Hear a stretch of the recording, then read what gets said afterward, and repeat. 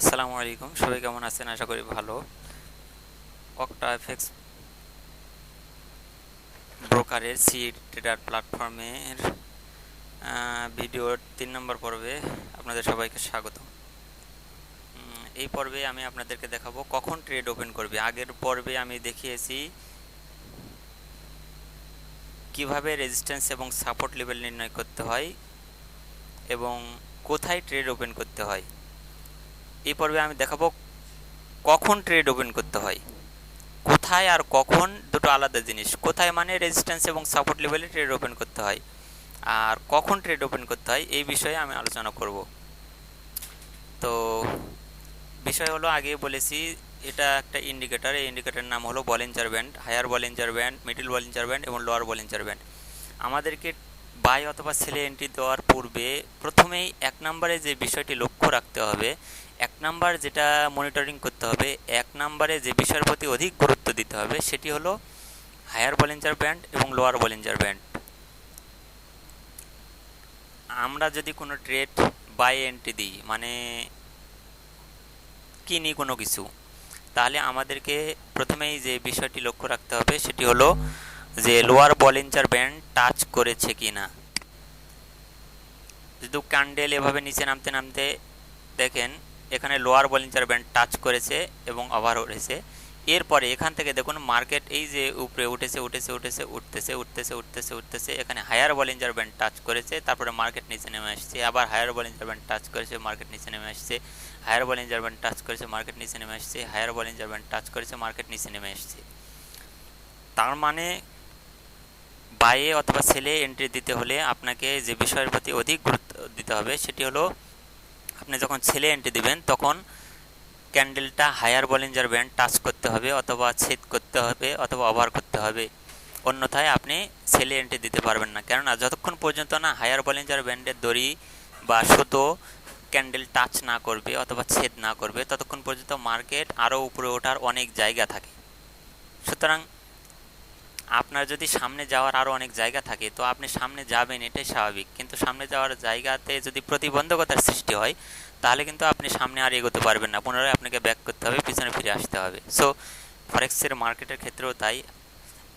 এই বলিঞ্জার ব্যান্ডের 3টা দাগ আপনাকে এই বিষয়েই ইন্ডিকেট করবে। যখন হায়ার বলিঞ্জার ব্যান্ড টাচ করবে তার আগে কোনো সিদ্ধান্ত নিতে পারবেন না। হায়ার বলিঞ্জার ব্যান্ড টাচ করলে তবে আপনি সেলে এন্ট্রি দিতে পারবেন, লোয়ার বলিঞ্জার ব্যান্ড টাচ করলে তবে বাই এন্ট্রি দিতে পারবেন। এখন কথা হলো যে উপরের দড়ি টাচ করলে সেলে এন্ট্রি দিব, নিচের দড়ি টাচ করলে বাই এন্ট্রি দিব। যদি আপনি তাই করেন তাহলে আপনার ট্রেড শতকরা 20% অথবা 10% প্রফিটেবল হবে। কেন? যে এখানে দেখুন এই candle higher Bollinger band touch করেছে, যদি সেলে এন্ট্রি দেন তাহলে নিশ্চিত আপনার ট্রেড লস হবে, কারণ মার্কেট এই পর্যায় পর্যন্ত এসেছে। যদি এখানে হায়ার বলিঞ্জার ব্যান্ড টাচ করেছে, যদি সেলে এন্ট্রি দেন তাহলেও লস হবে। এখানে হায়ার বলিঞ্জার ব্যান্ড টাচ করেছে, সেলে এন্ট্রি দিলে লস হবে। এখানে হায়ার বলিঞ্জার ব্যান্ড টাচ করেছে, সেলে এন্ট্রি দিলে প্রফিট হবে। কারণ কি? এখানে লোয়ার বলিঞ্জার ব্যান্ড টাচ করেছে, বাই এন্ট্রি দিলে লস হবে। এখানে লোয়ার বলিঞ্জার ব্যান্ড টাচ করেছে, বাই এন্ট্রি দিলে লস হবে। এখানে এসে লোয়ার বলিঞ্জার ব্যান্ড টাচ করেছে, বাই এন্ট্রি দিলে প্রফিট হবে। কারণ কি? আগেই একটি বিষয় বললাম যে 1 নম্বরে যেটা আমাদেরকে গুরুত্ব দিতে হবে, যে বাই অথবা সেলে এন্ট্রি দিতে হলে প্রথমে যেটা দেখতে হবে যে হায়ার বলিঞ্জার ব্যান্ড টাচ অথবা লোয়ার বলিঞ্জার ব্যান্ড টাচ করতে হবে, এটা 1 নম্বর সূত্র। কিন্তু 2 নম্বর সূত্র হলো যে ওই পর্যায়ে যদি কোনো রেজিস্ট্যান্স এবং সাপোর্ট লেভেল থাকে তবে কাছে আমরা বাইয়ে অথবা সেলে এন্ট্রি দিব, অন্যথায় আমরা বাইয়ে অথবা সেলে এন্ট্রি দিব না। যদি দিই তাহলে আমাদের ট্রেড লস হবে।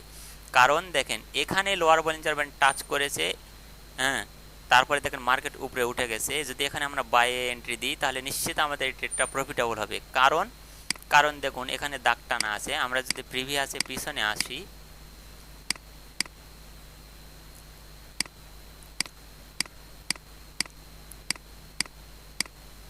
তাহলে দেখতে পাবেন এই পর্যায়ে, যে পর্যায়ে দাগ টানা আছে এই পর্যায়ে স্ট্রং একটা সাপোর্ট লেভেল ছিল 1 2 3 4 5 6 7 8 9, অনেকগুলি ক্যান্ডেল, এখান থেকে মার্কেট অনেক অধিক উপরে উঠে যাওয়ার রেকর্ড আছে। সো এটা একটা প্রিভিয়াসের সাপোর্ট লেভেল ছিল, স্ট্রং একটা সাপোর্ট লেভেল ছিল। সো এই পর্যায়ে যখন আবার মার্কেট নিচে নেমে আসছে এবং প্রথম সূত্র লোয়ার বলিঞ্জার ব্যান্ড টাচ করেছে, এবং দ্বিতীয় সূত্র এখানে সাপোর্ট লেভেল আছে। সো এই ক্ষেত্রে আমরা বাই এন্ট্রি দিতে পারি, তাহলে আমাদের ট্রেডটা প্রফিটেবল হবে। দেখুন মার্কেট উপরে উঠে চলে গেছে। এরপরে এখানে আসুন, এখানে হায়ার বলিঞ্জার ব্যান্ড টাচ করেছে, যদি সেলে এন্ট্রি দিই আমাদের ট্রেডটা প্রফিটেবল হবে। এখানে পর্যন্ত মার্কেট নিচে নেমে আসছিল, তার মানে আমাদের ট্রেডটা প্রফিটেবল হবে। কারণ হলো একটাই, এই পর্যায়ে মার্কেট যখন উঠেছে প্রিভিয়াসে এই পর্যায়ে দেখেন সুন্দর স্ট্রং একটা রেজিস্ট্যান্স লেভেল আছে, এই পর্যায়ে রেজিস্ট্যান্স লেভেল আছে। সো 1 নম্বর সূত্র হায়ার বলিঞ্জার ব্যান্ড টাচ করতে হবে, সেল করার ক্ষেত্রে হায়ার বলিঞ্জার ব্যান্ড টাচ করতে হবে। 2 নম্বর সূত্র ওই পর্যায়ে কোনো রেজিস্ট্যান্স অথবা সাপোর্ট লেভেল থাকতে হবে, এই পর্যায়ে রেজিস্ট্যান্স লেভেল আছে। সো আমরা এখানে যদি সেল এন্ট্রি দিই তাহলে আমাদের ট্রেডটা প্রফিটেবল হবে। আমি সহজভাবে বোঝানোর চেষ্টা করেছি যে ট্রেড কখন ওপেন করবেন।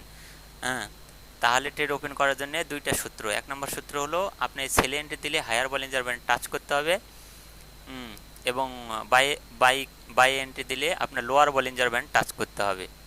তো 2 নম্বর সূত্র হলো সেল এন্ট্রি দিতে হলে হায়ার বলিঞ্জার ব্যান্ড টাচ করবে যেই জায়গাতে, এই জায়গাতে যদি পিছনে কোথাও রেজিস্ট্যান্স অথবা সাপোর্ট লেভেল থাকে তাহলে আমরা সেল এন্ট্রি দেব, অন্যথায় আমাদের ট্রেড লস হবে। বাই করার ক্ষেত্রে লোয়ার বলিঞ্জার ব্যান্ড টাচ করতে হবে।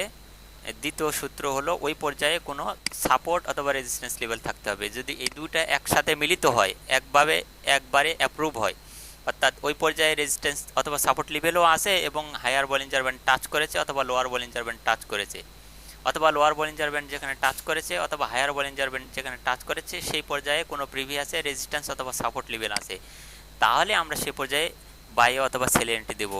নিশ্চিত আমাদের সেই ট্রেডটা প্রফিটেবল হবে। আশা করি সবাই বুঝতে পেরেছেন। ধন্যবাদ।